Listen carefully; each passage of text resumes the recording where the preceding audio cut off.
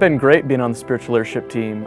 I just think the development here, just at club sports for the spiritual leaders, is helpful in just showing how we can lead our teams and lead Bible studies, and just the effect of that training has had on my leadership skills has been huge. One of student office leadership's goals is to account for all the resident students, and so one of our big goals was to work with all of our spiritual leaders so that we would know how all of our teams are doing. It's always just a good time to come together and one, to get to know each other, but get to know like what we're doing with our teams, how they're going, to pray for each other, and just to have that support across different sports. You know, with the teaching they have for us there, it's been really valuable to equip us to know how best to invest in our team members, to lead Bible studies, to set an example, and how to encourage those on our team. We've gotten excellent feedback this year. We've tweaked some of the things that we've done with our meetings. We also brought Gary Steffes in at the very beginning of the year for our spiritual leadership retreat.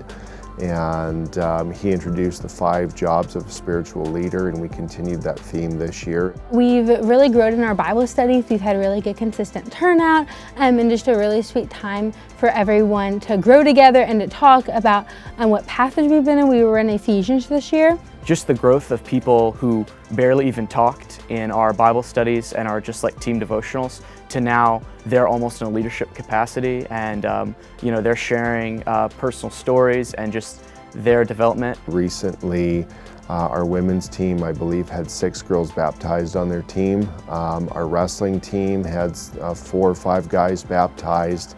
We know more players are getting saved every year, so you know, God's working through our spiritual leaders on the teams. One of my favorite analogies about faith is running the race.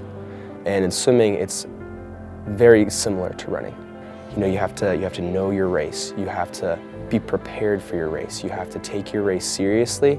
And how can we be as diligent as we are in the pool in our faith, and in the way we invest in others and the way we encourage others. When I got involved, I think we had 35 or 40 student athletes, and 4 years later now we're up to 80 spiritual leaders. So every team on campus now has a spiritual leader, at least one.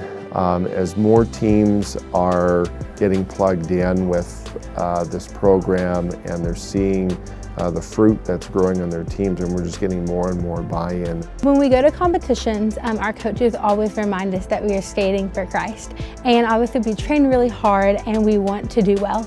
But when we go, there is just such a peace that we're going to do the best that we can, and we're going to put it all out on the ice, but that at the end of the day that we're skating for Christ, and that we get to glorify Him through the opportunities that He has given us, and through the sport that we love, that we get to do. Rowing is a pretty specific kind of niche sport, as we like to say. You have to be perfectly in sync with the person ahead of you so that you can sort of be the perfect team unit. And Christ being the center of our team has helped our boats so much, because, you know, when there's conflict that arises, instead of that conflict being blown out of proportion and then people on the boats not liking each other, which would result in a boat being much worse, we, you know, go to Christ and go to prayer and go to different things to resolve conflicts. The time that our student leaders have here, this is their time to grow, just as Christ poured into His 12 apostles. And our hope would be that when our spiritual leaders graduate, that wherever God sends them, that they would then continue the process, and that they would be the disciple makers themselves.